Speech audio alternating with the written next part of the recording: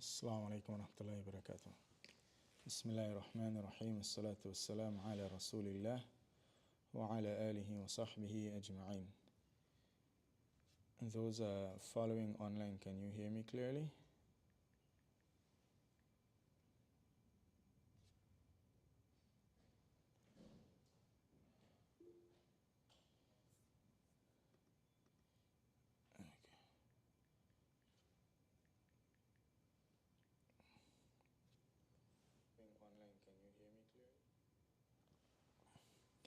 As you mentioned, inshallah, today we're going to go through the Qasasun Nabiyyin and the grammar, inshallah ta'ala. And we're going to leave the Saturday for the Arabiya Bayna Yadayk. Most likely, I might have to change the Saturday also to during the week, but I'm going to update you all on that, inshallah.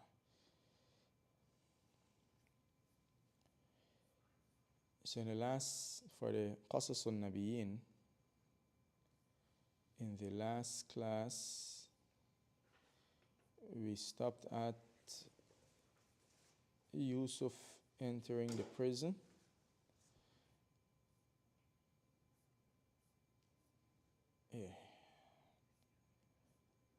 Yusuf entering the prison and the two prisoners asking him about their dream, but he didn't answer as yet. So, إِنَّ الْأَنْبِيَاءَ يَجُودُونَ بِالْخَيْرِ فِي كُلِّ مَكَانٍ. That was the last sentence that we took.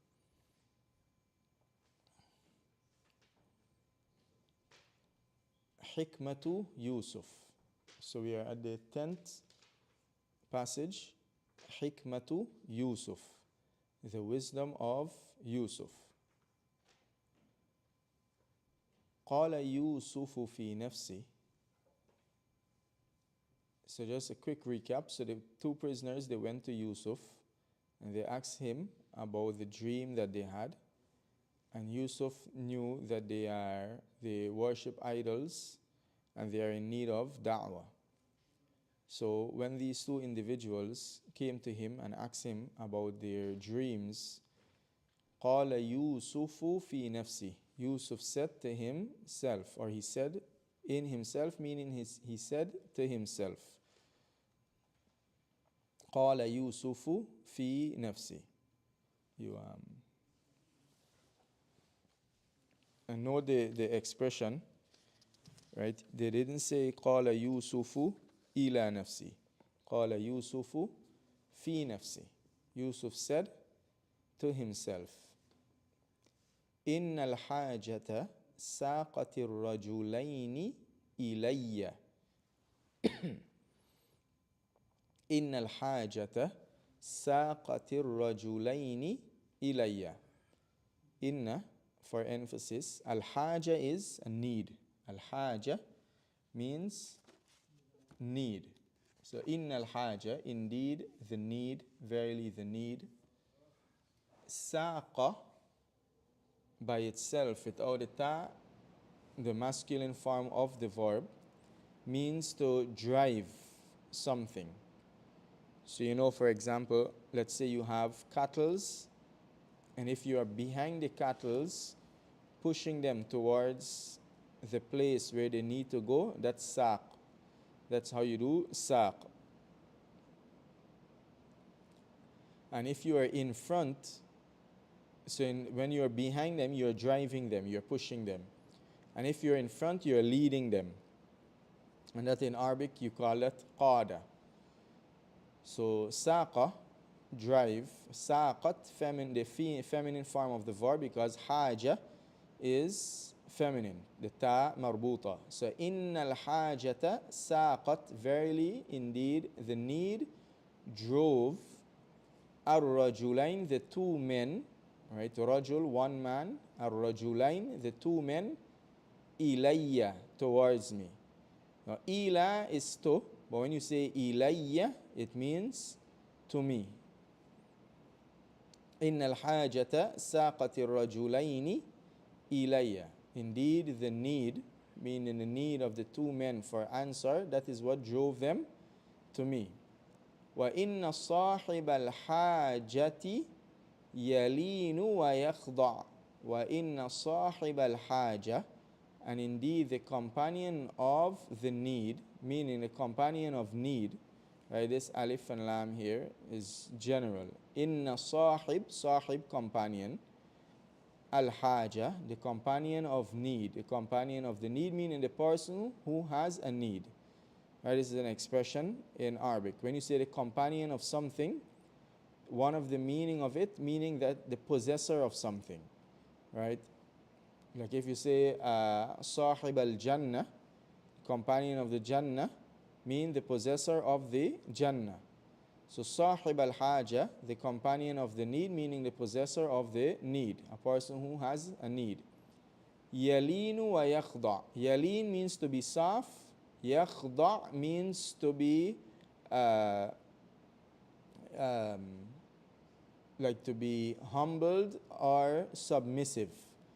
Yakhda, to be submissive. That's better, submissive. Yalinu wa yakhda. So a person with need, he is soft, meaning he comes to you with his need.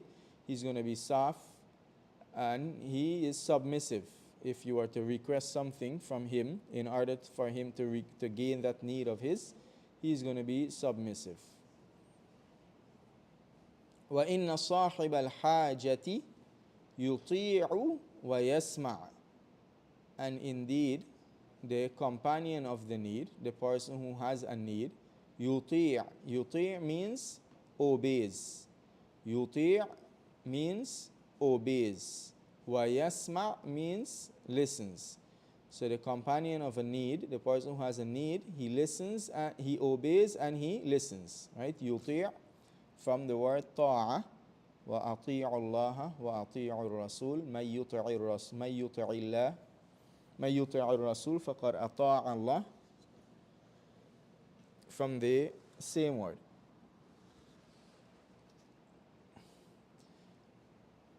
فَلَوْ قُلْتُ لَهُمَا شَيْئًا لَسَمِعَا وَسَمِعَ أَهْلُ السِّجْنِ وَلَكِنَّ يُوسُفَ لَمْ يَسْتَعْجِلْ.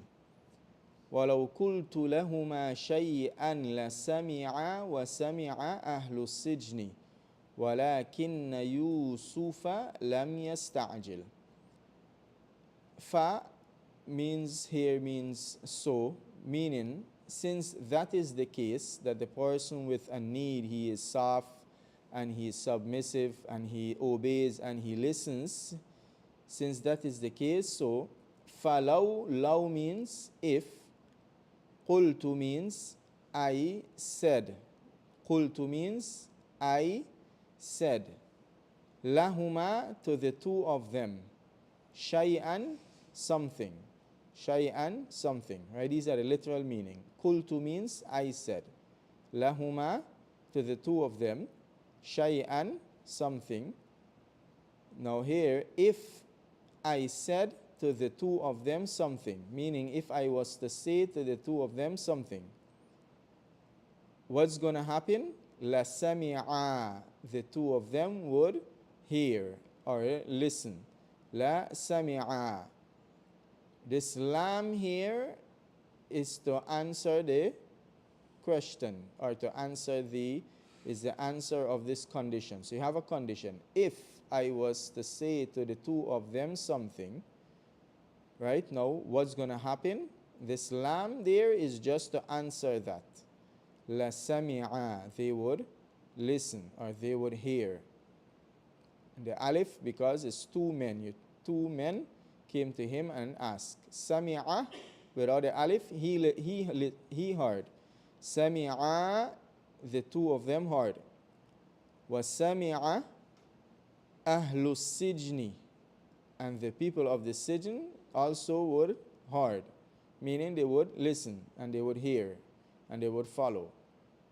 The word sami'a literally means he heard, but it can mean to listen and to also answer the requests of someone. Like when we say Sami'a Allahu liman hamida, Allah hears the one who praises him, right? Meaning he hears the one who praises him and he answers their supplication. Their Sami'a means more to answer the supplication of someone.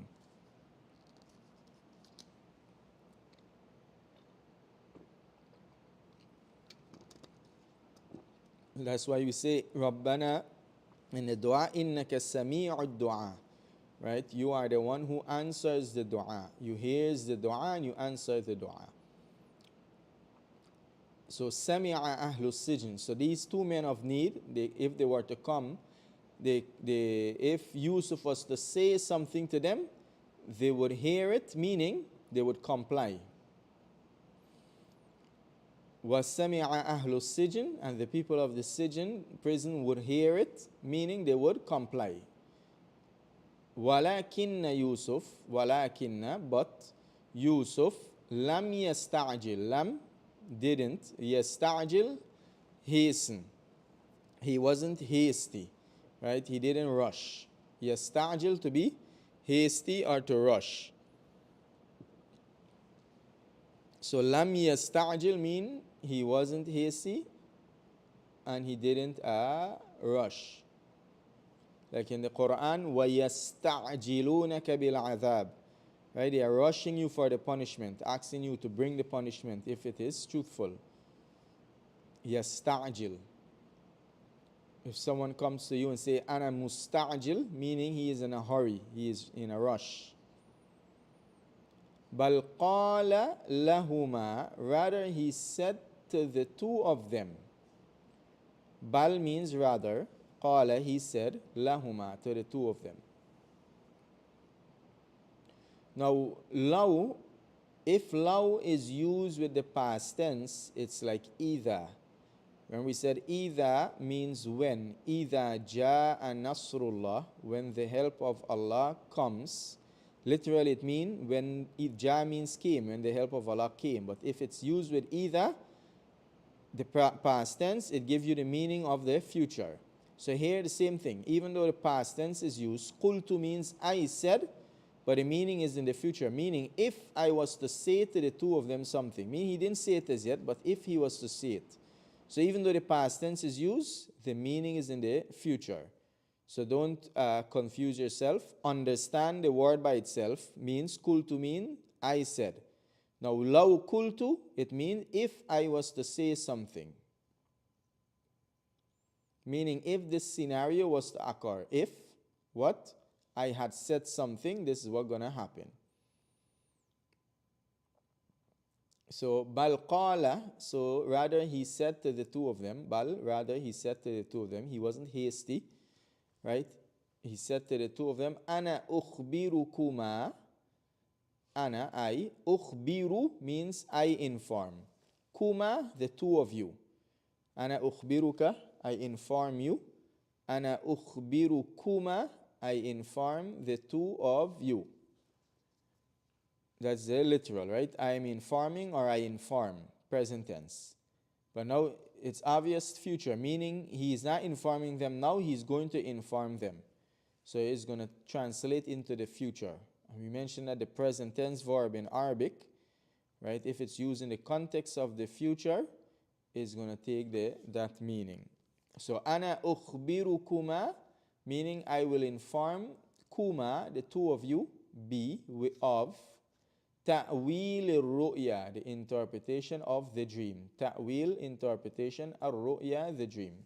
I will inform the two of you of the excuse me, the interpretation of the dream.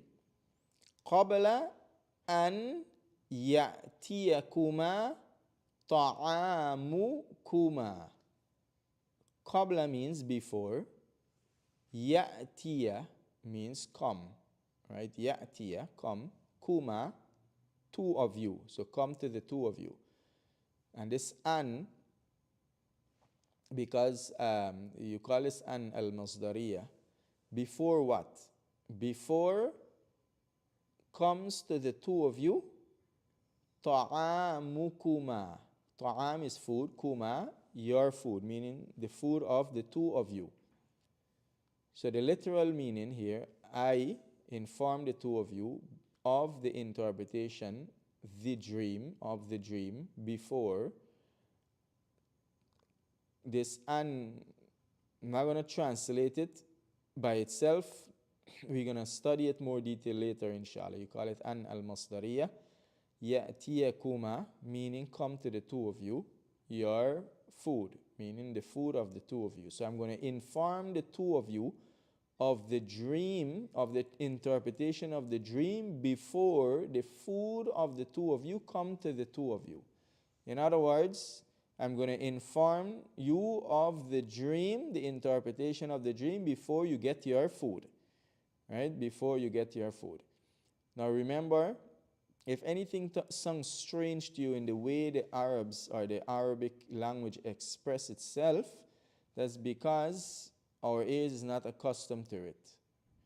Right? So don't, as I said, you understand each word, comprehend the sentence, then read the sentence aloud. Multiple times, a lot, over and over. أنا أخبركما بتأويل الرؤيا قبل أن يأتيكما طعامكما. قبل أن يأتيكما طعامكما.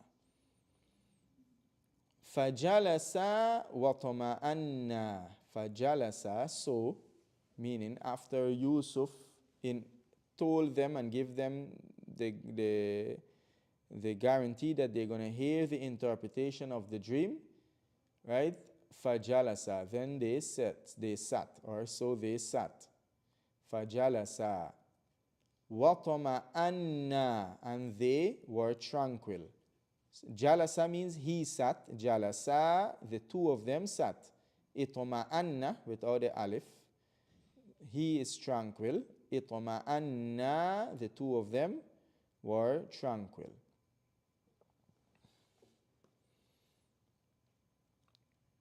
ثم قال, then he said, lahuma, to the two of them, Yusuf.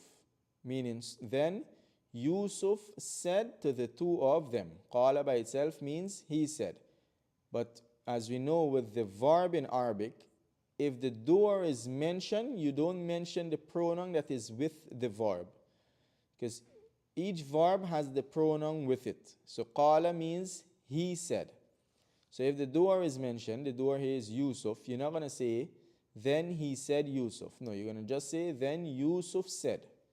Right? Then Yusuf said to the two of them. And another thing, and I will keep these points, I will keep repeating them so we don't forget them and go overboard or overwhelm ourselves. When it comes to learning the Arabic and any language that you are learning, focus on what's happening and how to express when you want to express. And don't focus on why what is happening is happening. Right? Focus on what is happening and not why it's happening. For example, jalasa means he sat. Jalasa means the two of them sat. What happened? When you want to say two of them sat, you add an alif. That's what happened. Right? You don't focus on why that happened. You're going to confuse yourself. And most of the time it doesn't serve you any benefit. And even with your own language, whatever language is your mother tongue, whether it's English or Urdu or Spanish or whatever, if you ask yourself that same question, why this, why that, why this, you're going to find you don't know most of it. Right? So there's nothing needed to understand the language. Now you want to express yourself, copy and paste, just as you used to do when you were a kid. When you're a kid, by the time of 3, 4, 5 years, you're already speaking. How you spoke, you heard, and you repeat, and you just follow the pattern of the language. Without studying any grammar, went to school as yet, nothing. So use that same technique, and inshallah, you're going to find the language easy. So with these conversation, and passages that we are going through. That's the purpose of it, to just keep exposing us to the language, and so that we can gain it naturally, inshallah. And at the same time, we're going to do some of the grammar to give us a more in-depth understanding, inshallah ta'ala.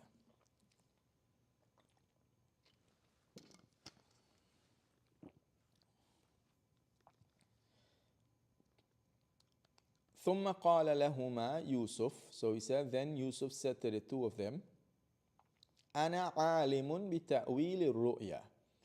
أنا, I, عالم means knowledgeable. Right, alim means knowledgeable, or it can mean a person who knows, like a scholar. Alim can mean the person who knows, or it can mean knowledgeable. And those of you who are with us in the summer program, if you remember, we did the doer form of words. The doer form of words can translate to a noun or an adjective. Right? It can translate to a noun or an adjective, meaning what we call noun or adjective in English. So it can be ana alim, if you put full stop there. It can mean I am a scholar, right? I am knowledgeable. Or it can be I am knowledgeable. Ana alimun bi ta'wil al-ru'ya. I am knowledgeable of the interpretation of dreams. I know the expression. Right? I am knowledgeable of ana alimun bi ta'wil al-ru'ya. So you want to say, I am knowledgeable of medicine. أنا عالم بالطب. I am knowledgeable of engineering. أنا عالم بالهندسة. Right? Anything like that. أنا عالم بالحاسوب. I am knowledgeable of computer. ذلكما مما علمني ربي. ذلكما means that. And because he's speaking to two of them, he say ذَلِكُمَا and ذَلِكَ. And even if he was to say ذَلِكَ, it will have been grammatically correct. But this here, in the expression of the Quran, you don't change. ذَلِكُمَا. That mimma is from what? Mimma means from what? Allama, thought, ni, me, Rabbi, my Lord. So that is from what my Lord taught me. ذَلِكُمَا, that. Mimma is from what? Allamma, taught, ni, me, Rabbi, my Lord. That is from what my Lord taught me. That is from what my Lord taught me. Meaning from the knowledge that my Lord has taught me is the interpretation of dream. And obviously that's not everything his Lord taught him. So that's why he said, mimma, from what his Lord has taught him. فَفَرِحَ, so the two of them were happy, right? فَرِحَ, he was happy. فَرِحَ, the two of them were happy. وَطْمَأَنَّ, and the two of them were tranquil. وَهُنَا, and here, وَجَدَ يُوسُفُ الْفُرْصَةَ فَبَدَأَ مَوْعِظَتَهُ. وَهُنَا, and here, وَجَدَ, found, Yusuf. Al-fursata means the opportunity. Al-fursata, the opportunity. Fa, so or then. Here it can be so. Bada'a, began, he began. Right? Bada'a, he began. Maw'idhatahu, his admonishment. So here Yusuf found the opportunity. Right? When he saw that they were happy and they're tranquil and they're ready to listen, he find the opportunity. He found the opportunity, so he began his reminder. So he reminded them first, give them an admonishment first, call them to Allah first. Maw'idhatut tawheed, the admonishment of tawheed. Maw'idhatut tawheed, the admonishment of tawheed. Qala Yusuf, Yusuf said, ذَلِكُمَا مِمَّا عَلَّمَنِي رَبِّي. Right? That is from what my Lord has taught me. وَلَكِنَّ اللَّهَ لَا يُؤْتِي عِلْمَهُ كُلَّ أَحَدٍ. وَلَكِن, but Allah, la, negation, yu'ti means give. Right? Ya'ti means to come, yu'ti means to give. La yu'ti, like ita is zakah, wa yu'ti is zakah, yu'tuna is zakah, right? Give zakah. So yu'ti means gives. Ilma, knowledge, who, his, right? His knowledge. Ilmahu, kulla ahad. Kulla ahad means everyone. Kulla ahad means everyone. وَلَكِنَّ اللَّهَ لَا يُؤْتِي عِلْمَهُ كُلَّ أَحَدٍ. But Allah does not give His knowledge to everyone. إِنَّ اللَّهَ لَا يُؤْتِي عِلْمَهُ الْمُشْرِكِ. Indeed, Allah does not give His knowledge to a mushrik, a polytheist. هل تعرفان لماذا علمني ربي. Hal is for question. تعرفان means the two of you know. تعرف, you know. تعرفان, the two of you know. هل تعرفان لماذا علمني ربي. Why my Lord taught me. Why my Lord taught me. هل تعرفان لماذا علمني ربي. Why my Lord taught me. لأني. Now لأن means because. لأني, because I. Right? لأن without the ya, with a shadda on the noon and a fatha. لأن means because. Now لأني, because I. لأنه, because he. So لأني, because I. تركت, I left. تركت meaning I left. طريقة, path. أهل, people. الشرك, polytheism, right? Shirk. Because I left the path of the people of shirk. لأني تركت طريق أهل الشرك. لأني تركت طريق أهل الشرك. And make sure when you're reading, you always read loud. لأني تركت طريق أهل الشرك. واتبعت, and I followed. واتبعت, right? اتبعت, I followed. ملة, the religion. Millah means religion. Millata abai, the religion of my fathers. Abai, right? My fathers. Ibrahim wa Ishaq wa Yaqub. Who are his fathers? Ibrahim and Ishaq and Yaqub.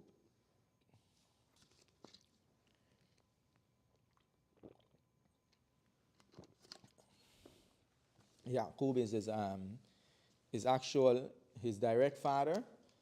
Ishaq is his grandfather, and Ibrahim his great grandfather. So they're all his fathers. ما كان لنا أن نشرك بالله من شيء. ما كان لنا, meaning this entire phrase means it is not for us. Right? ما كان لنا means it is not for us. An to, meaning it is not for us to do something. It is not befitting for us to do something. Just understand that portion there as that for now. It is not befitting for us, it is not for us to do what? Nushrika, associate, to commit shirk, billah, with Allah, min shay, of any form. Right? Min shay, meaning from anything, meaning of any form. Min shay. Ma kana lana an nushrika billahi min shay. It is not for us, it is not befitting to us to associate partners with Allah of anything, meaning of any type, any form of shirk, commit any form of shirk with Allah. And like I mentioned with the Quranic verses, we're not going to always break them down detail, because obviously within the passage they're going to have some simple concepts and they're going to have some more advanced concept. Best you just come across them over and over and get the general meaning and natural understanding, inshallah. Then for us to break it down linguistically, it can cause a little confusion. قال Yusuf said, وهذا التوحيد ليس لنا فقط. وهذا التوحيد, and this tawheed, meaning this monotheism, meaning the fact that we don't worship anyone besides Allah or anyone with Allah. هذا التوحيد, this monotheism, this way of worshipping one Lord, one God, ليس لنا فقط, is not lana, for us, فقط, only. فقط, only. بل هو للناس جميعا, Rather, it is for the people jami'a, all together. Right? We did jami'a before. Jami'a means all together. Rather, it is for the people jami'a, all together. It's for all of the people. ذَلِكَ مِنْ فَضْلِ اللَّهِ عَلَيْنَا. That is from the favor of Allah upon us. That is from the favor of Allah upon us. ذَلِكَ مِنْ فَضْلِ اللَّهِ عَلَيْنَا. That is from the favor of Allah upon us, meaning to guide us to Tawheed. وَعَلَى النَّاسِ, and upon the people. وَلَكِنَّ, but أَكْثَرَ, most, النَّاسِ, of the people. وَلَكِنَّ أَكْثَرَ النَّاسِ, most of the people, most of mankind. لا يشكرون, does not give thanks. لا يشكرون. وهنا وقف يوسف وسألهما. وهنا, and here, وقف. وقف means, it means to stand or to stop. But here it means stop. Right? It can mean he. Waqafa means he stood or he stopped. So wahuna waqafa, and here waqafa Yusuf. Yusuf stopped, meaning he paused. Wasa'alahum, wasa'alahuma, and he asked the two of them. Taqulun, so he's saying to the two of them, Taqulun, you are saying, meaning not the, meaning you and your people. You are saying, Rabbul Bar, Lord of the land, meaning there is a Lord of the land. Wa Rabbul Bahr, and there is a Lord of the sea. Wa Rabbul Rizq, and there is a Lord for the sustenance. Wa Rabbul Matar, and a Lord of the rain. Wa Nahnu Naqulu, and we are saying, Allahu Rabbul Alameen. Allah is the Lord of all that exists. Right? Al-Alameen meaning all of the worlds, all of the different types of creatures and creation. And then he asks them, Arbabun. No, the first is for question. The second is from the word. Arbab means lords, the plural for Rabb. So he's asking, Arbabun mutafarriqun means different. Arbabun mutafarriqun is different lords, khayr, better. Amillah, or Allah, right? Amillah means Allah, the kasra is for pronunciation. Amillah al-wahidul qahhar, the one, al-wahid, who, the one and only. Al-qahhar means the one who subjugate everything, who has everything under his grasp and control. That's qahhar. So, أَأَرْبَابٌ مُتَفَرِّقُونَ خَيْرٌ أَمِ اللَّهُ الْوَاحِدُ الْقَهَّارُ, is different lords better, or Allah, the one and only Al-Qahhar, who has control and grasp over everything. أَيْنَ رَبُّ الْبَرِّ وَرَبُّ الْبَحْرِ وَرَبُّ الرِّزْقِ وَرَبُّ الْمَطَرِ. Where is the Lord of the sea and the Lord of the land? Sorry, رَبُّ الْبَرِّ, land, وَرَبُّ الْبَحْرِ, Lord of the sea, and the Lord of the rizq, and the Lord of the rain. Aruni, show me. Aruni, right? Aru is you speaking to more than one people. When you say aru, means show. Ni, show me. Aruni, right? Aruhu, show him. Aruni, show me. Mada, what? Khalaqu, they created. Min al-ard, from the earth.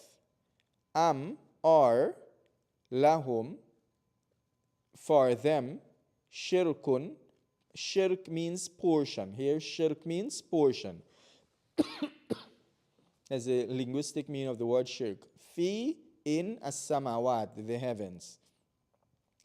So, show me what they created from the earth, or do they have, right? Or do they have shirk? Do they have a portion in the heavens? Meaning, do they own a portion in the heavens? This verse didn't come in the context of the story of Yusuf, but the author just put it here in the conversation. And Yusuf, he continued to say, Unzuru ilal ard. Look at the earth. Unzur, right? Look, commanding more than one to look. Unzuru ilal ard. Look at the earth. وإلى السماء, and at the sky. وانظروا إلى الإنسان, and look at the mankind, right? Look at mankind. And remember, نظر, to look, used with إلى.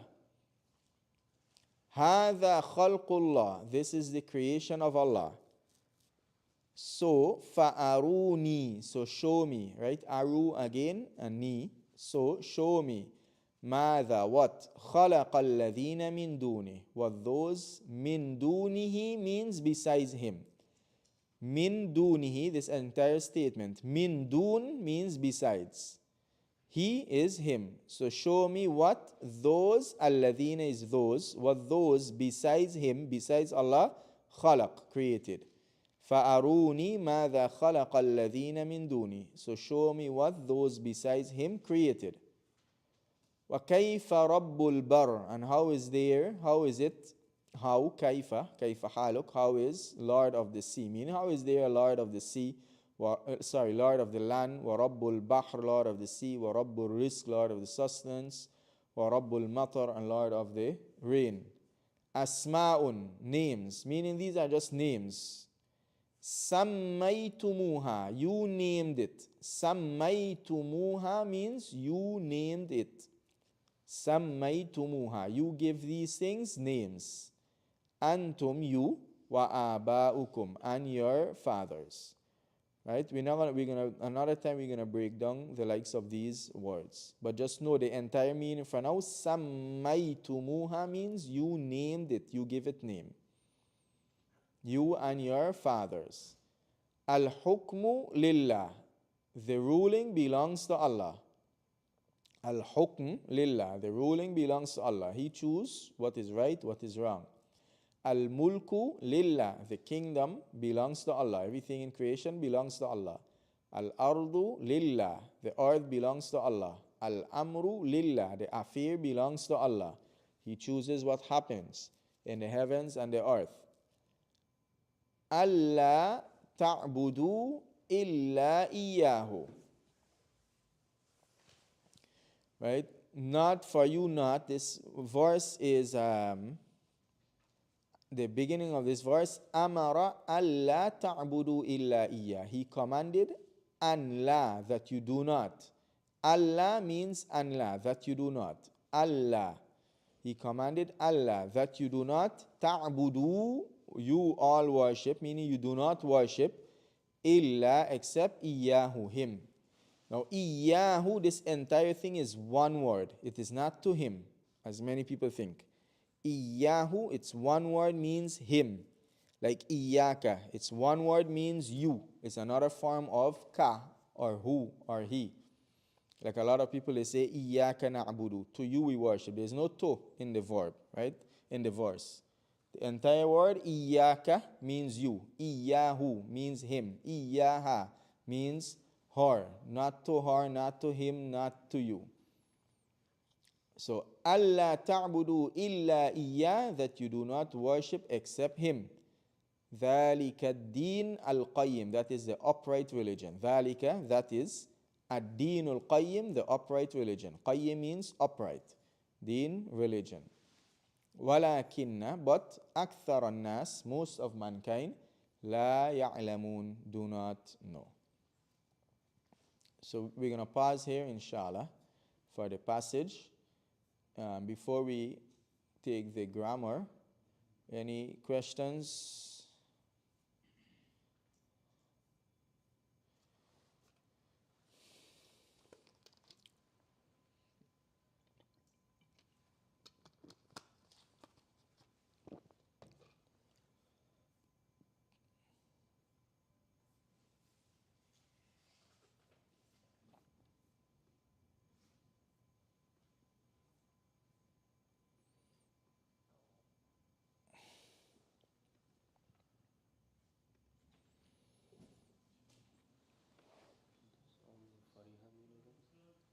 Fariha, he was happy. Or he rejoiced.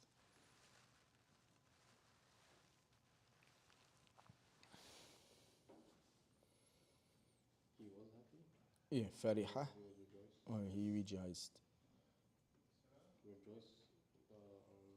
Okay.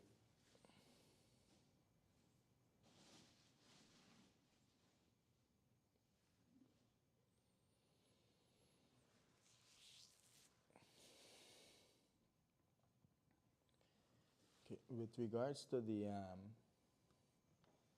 the grammar, I'm going to just continue this concept that we were doing, but I'm going to change. I'm going to do something else, inshallah, for the future classes, because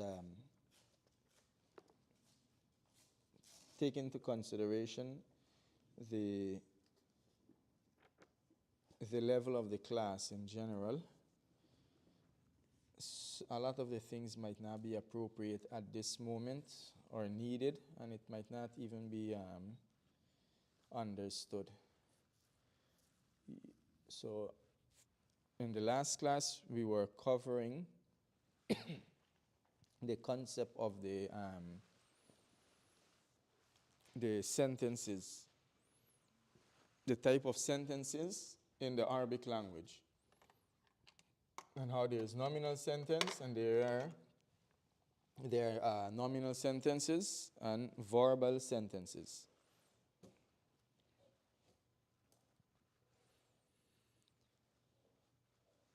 And we mentioned a point that even within a sentence,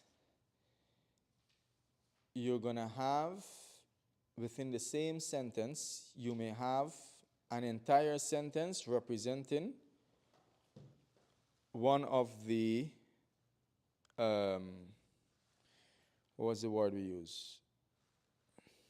Representing one of the elements of the sentence. So we're going to start with a basic sentence to demonstrate, inshallah. Now, to differentiate the parts of the sentence, the number one thing that you need to rely on is vocabs and understanding, and not the actual grammar. And then when you understand the types of the parts of the sentence, you know which part is what, then you're going to know what vowel to put on it.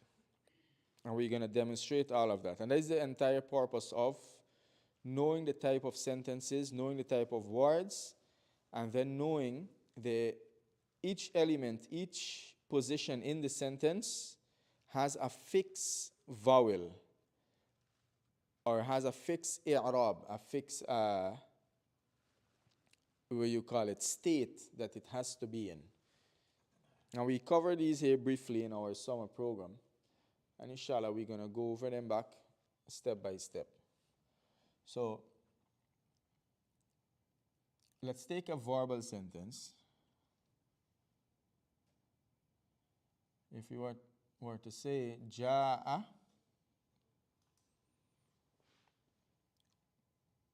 very simple, right? Ja'a rajul.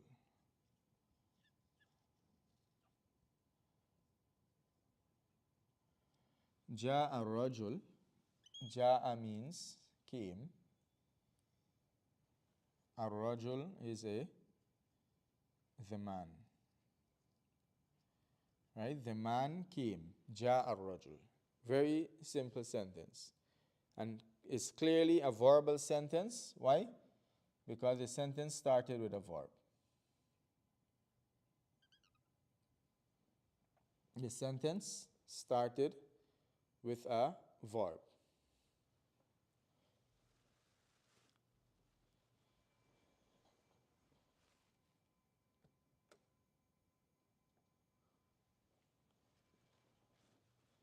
Back you out a little.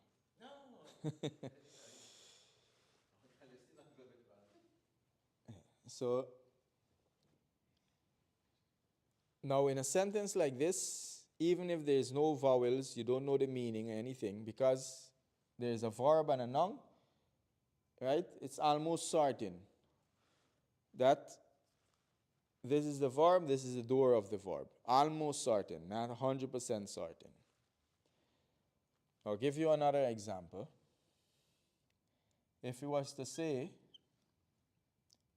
right now I'm demonstrating the need for vocabulary. to even understand the grammar. That's why I'm thinking to shift, or I'm going to shift the grammar that we're going to do to something else, not this. So if we were to say ja'a,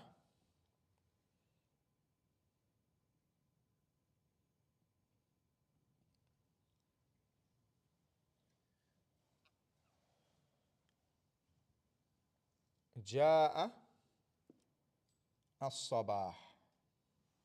Ja'a as-sabah. As-sabah meaning the morning. Right? Meaning the morning.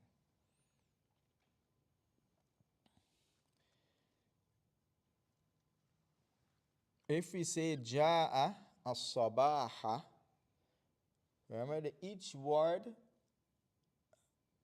the doer is built in, unless he is mentioned specifically after, like here. So this word by itself means, ja'a means he came. Right? That's Arabic. Every verb in Arabic represents a sentence by itself. So when you say ja'a, he came. That's a complete sentence in Arabic. One word has a doer. Where's the doer? He. It's understood in the verb and the verb itself, ja'a, verbal noun. So this ja'a by itself is a complete verbal sentence. Verbal sentence, sorry, not verbal noun. Now if we say ja'a as-sabah, it's going to mean he came at sabah, at the morning. Right? He came in the morning. He came during the morning. If we say ja'a as-sabahu, it's going to mean the morning came. It's going to mean the morning came. So here, to know what is it, two things we needed. Knowing the vocabs and knowing the context of this sentence. Are we saying the morning came, or are we saying he came in the morning? Right? You can't fully understand that without the context.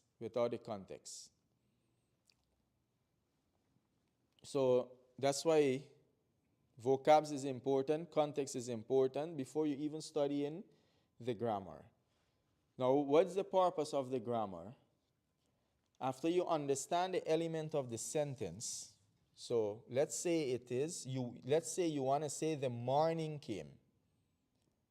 Right? This is the purpose of the grammar. You want to say the morning came. So you have the verb came, and the word morning, you want it to represent the doer of the verb. So you put it in the Dhamma state. So you say ja'a as-sabahu. That's the purpose of grammar.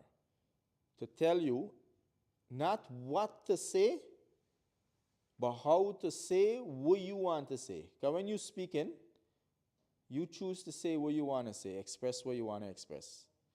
And I keep repeat that, right? As a very obvious thing, but a lot of students, they don't take it into consideration and they confuse themselves. Because, for example, the teacher going to tell you, for example, if you want to emphasize, قَدْ جَاءَ الصَّبَاحُ, the morning have indeed come.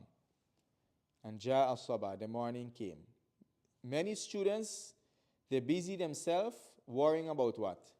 When I should say قَدْ جَاءَ, and when I should say ja'a. When I should say the morning came, and when I should say indeed the morning came. That's up to you. You choose to emphasize when you want to emphasize. You choose to speak normal when you want to speak.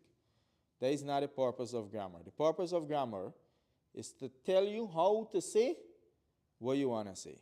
Right? And we gave the famous example in the beginning of the first class when we did the introduction. If you want to ask what is the most beautiful part of the sky, you're going to say what? Ma ajmalu as-sama. E. And if you want to say how beautiful the sky is, you're going to say ma ajmal as-sama a. That is the purpose of grammar. Now, when you're going to say how beautiful is the sky, and when you're going to exclamate, like you're going to say, when you're going to say how beautiful is the sky with the aim, with the intention of exclamating, you just want to express your amazement, or when you're going to say, what is the most beautiful of the sky, that's up to you, right? When you want to say what you want to say. But the grammar is just to teach you how to say it.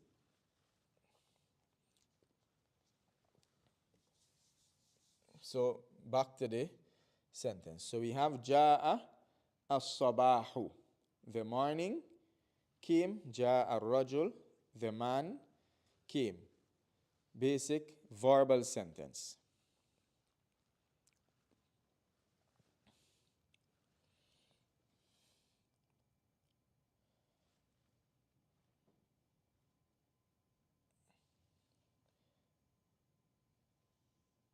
Another verbal sentence. Ra'a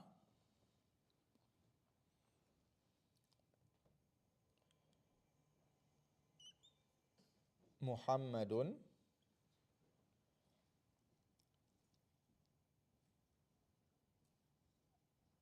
al-hilala.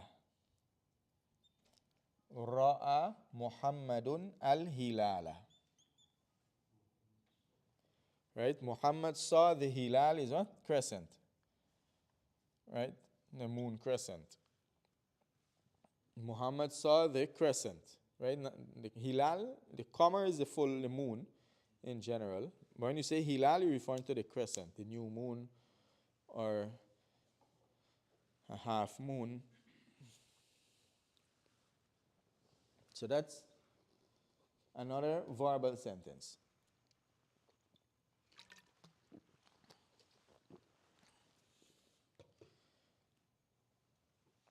So in this verbal sentence, we have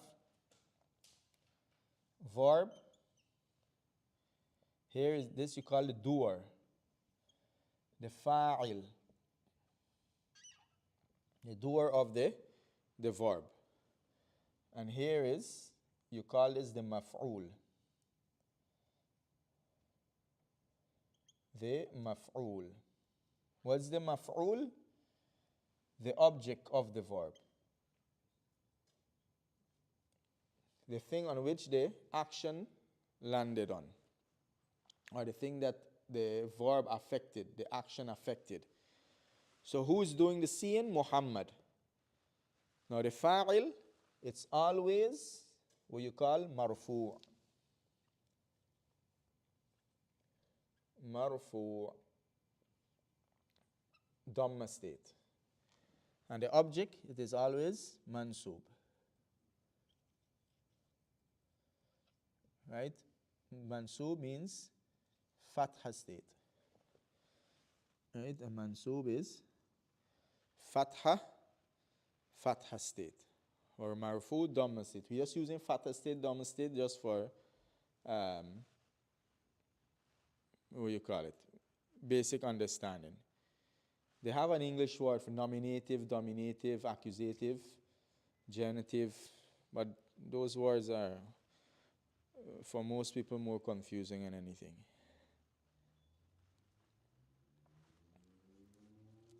So here in a verbal sentence, you have verb, the doer, and the object.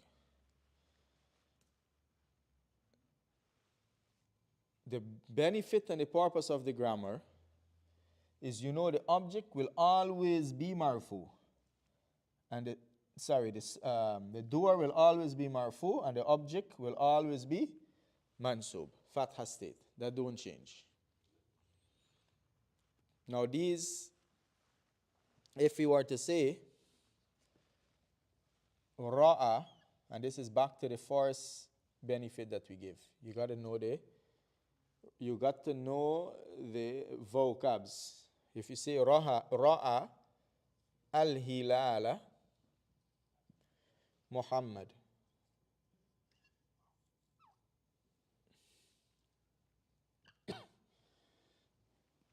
we have a sentence, not a verbal sentence, grammatically correct.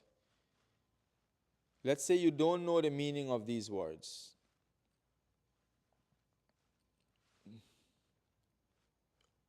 except for ra'a means saw. How are you going to know who saw what? Right? Now there is, let's change this Muhammad to Ahmad. I want to leave it more ambiguous. Ra'a al-hilal Ahmad. The only way you can know who is the doer, you have to know the meaning. So by knowing hilal means crescent, Ahmad is Ahmad, you know that it is Ahmad who saw the hilal and not the hilal who saw Ahmad.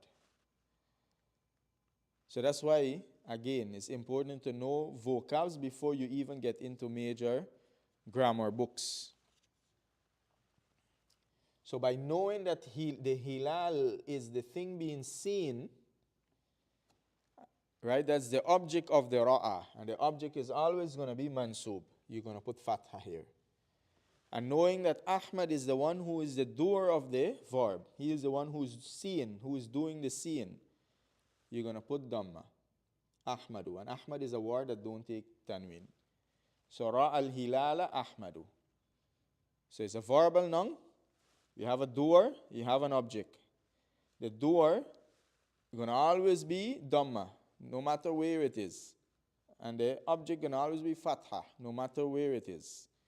So it's not the first word after the verb that is the doer, but it's the one who is doing the sentence. And the only way to find the doer, you have to know the meaning.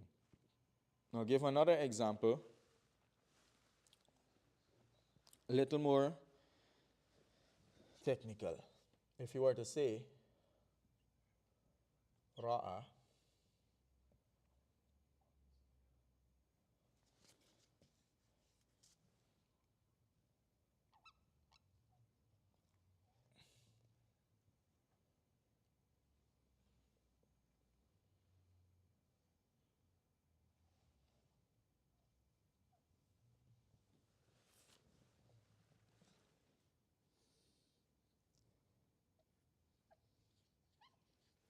Now, I want to put yourself, so we have the word ra'a, al-masa, al-qamar, Ahmad. Now, when you put yourself, imagine you learn that the doer is the first word. The verb is the first word, the doer is the word right after the verb, and the object is the one after the doer. And imagine you don't know the meaning of any of those words, right? What people are going to do, a new student. And these are things that happen. Students do them all the time. And this is why students find grammar to be difficult. Because they're trying to understand grammar without knowing the vocabs. So ra'a, you're going to say what? Ra'a al-masa'u al-qamara Ahmad. Without knowing what's the meaning. So you have the word ra'a, saw. Masa is a time, evening. Right? Qamar is the moon, and Ahmad is Ahmad. So that is the first thing you need is the vocabs. Now, what vowel to put? That's where this knowledge here comes in. The knowledge of the grammar, meaning what state each of those elements plays. Right? Or what state they're being. What state they're being. So ra'a is a verb. Now masa is what? Masa means evening. So definitely is not a thing that is seen. Masa is not seeing anything. That's the evening. Qamar is moon and Ahmad is Ahmad. So it is Ahmad who is doing the seeing, and masa is the time that he is seeing it, and the qamar is the thing that he saw. How you know that? The only way to know that is from the vocabs. So now you make use of your grammar. Ra'a is the verb. Ahmad is the doer, so you put dhamma. Qamar is the thing you see, right? Now masa is the time. This also takes fatha because it's time. Right? And we're going to go more in depth in that. But if you remember, we did the dharf, that is masa. So ra al-masa al-qamara Ahmad. Ra al-masa al-qamara Ahmad. This evening or in the evening, Ahmad saw the moon. Ahmad saw the moon.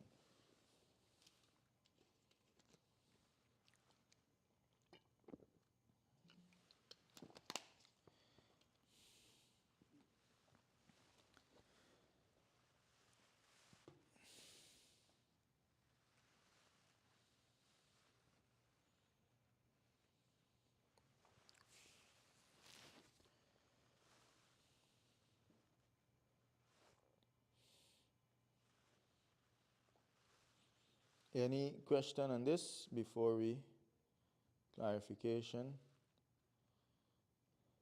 So, in a verbal sentence, like this or any other verbal sentence, the object takes fatha state, Mhm. and the doer, the one that's doing, or it takes dhamma state. Yeah, always.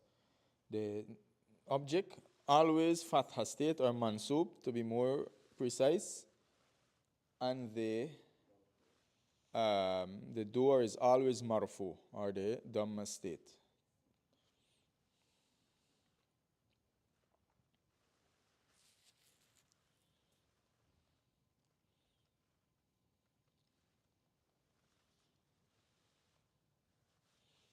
Okay, we're gonna take one more point. Inshallah.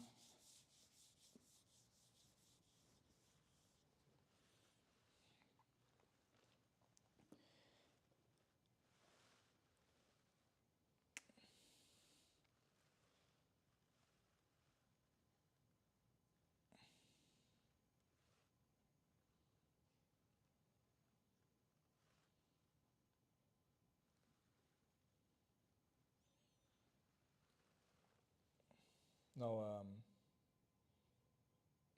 this is the verbal noun. A verbal sentence. If you were to say Muhammadun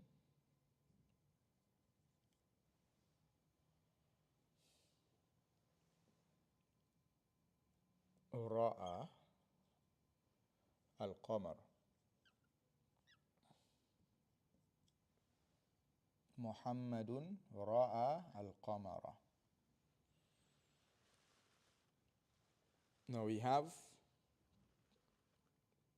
this here. The translation, we translate it as Muhammad saw the moon. The same thing like here, right? Muhammad saw the crescent. But here now we're going to switch to Arabic understanding.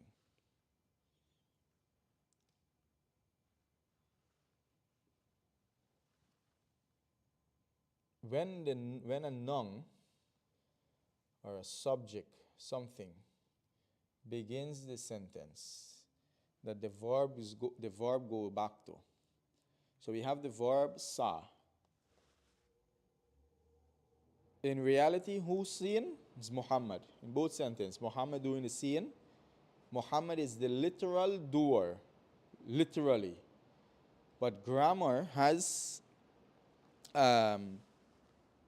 it has technical indication. The words, when we say doer, we're referring to a technical concept. We are not referring to the literal concept.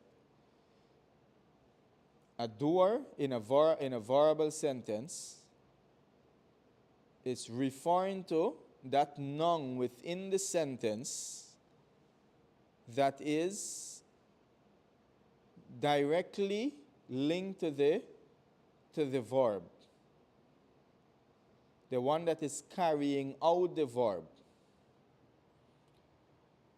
Now all of these going to be clear because you might ask, in reality, Muhammad, he is carrying out the verb. And here Muhammad is carrying out the verb. But as we think in English, now what's the real meaning of this sentence here? Muhammad ra'a al-qamar. This Muhammad here is a subject. what you call mubtada.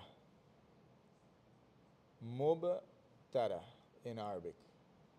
Right? The subject. The thing you're talking about. And it's a noun.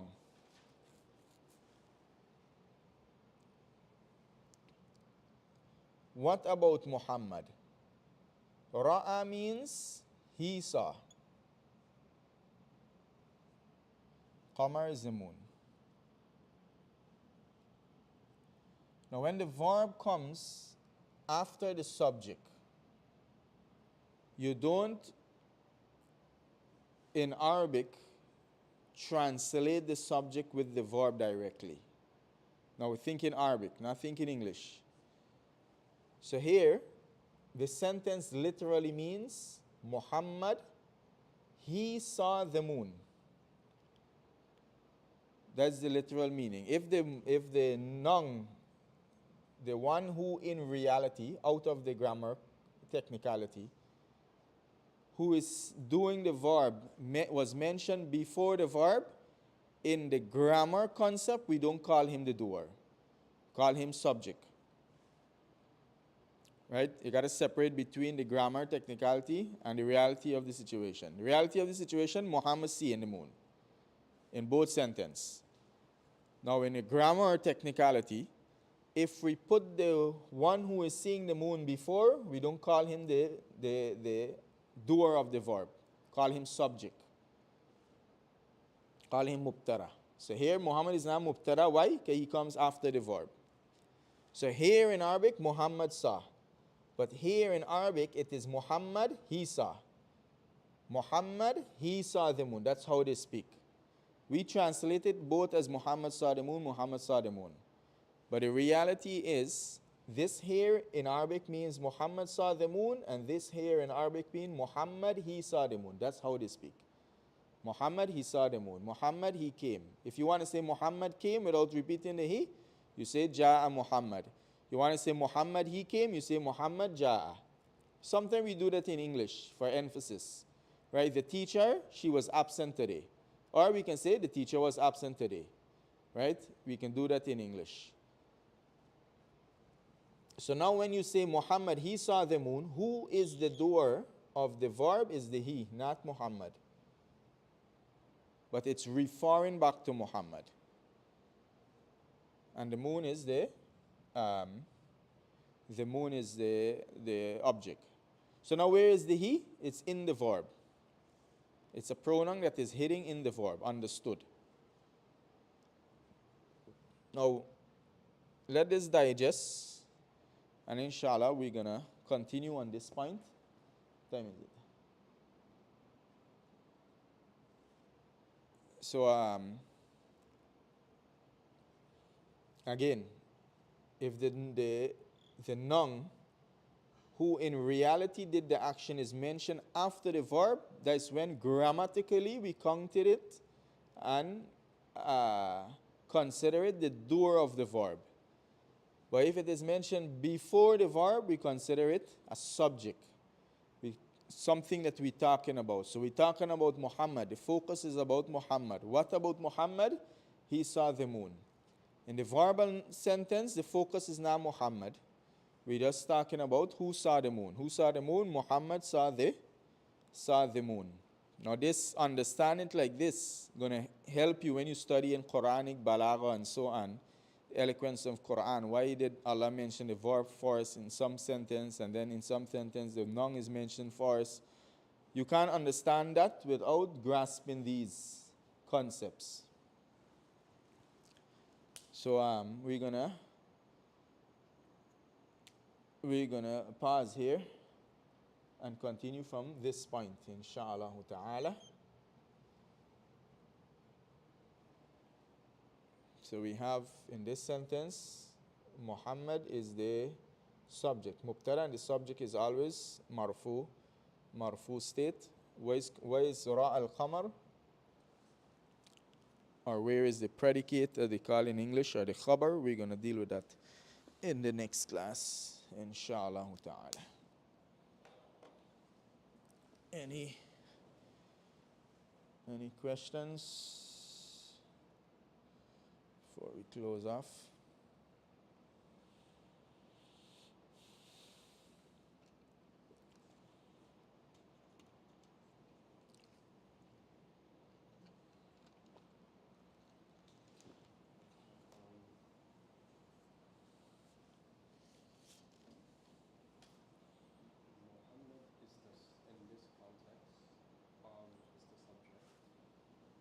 Yeah, in the top one.